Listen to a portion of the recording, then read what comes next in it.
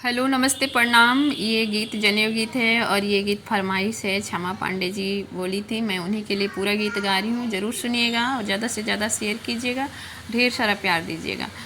दुआरा पर बैठले प्रेम शंकर बाबा, चम चम धोती चमके।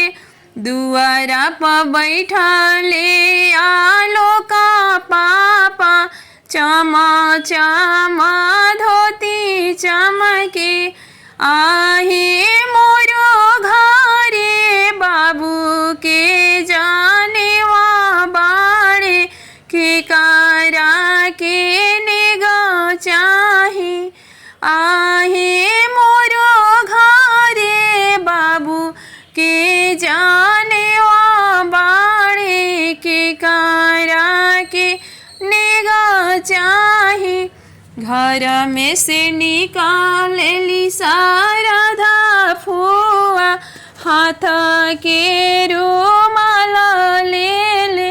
घर में से निकालेली अनिता फुआ, हाथ के रुमाल ले ले।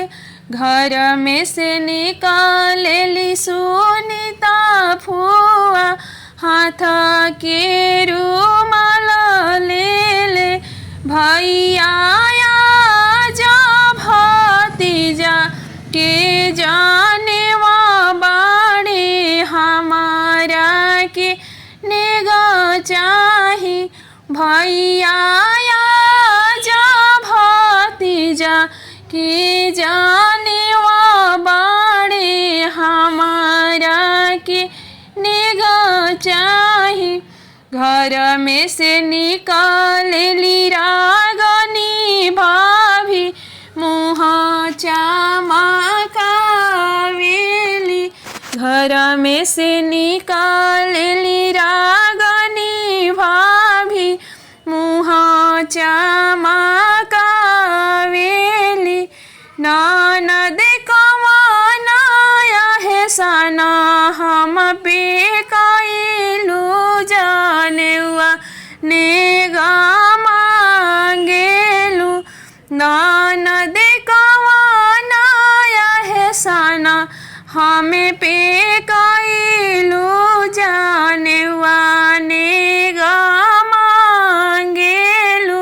मन पारए ननद ओ दिनवा, जाही दिन गर्भ रहनी।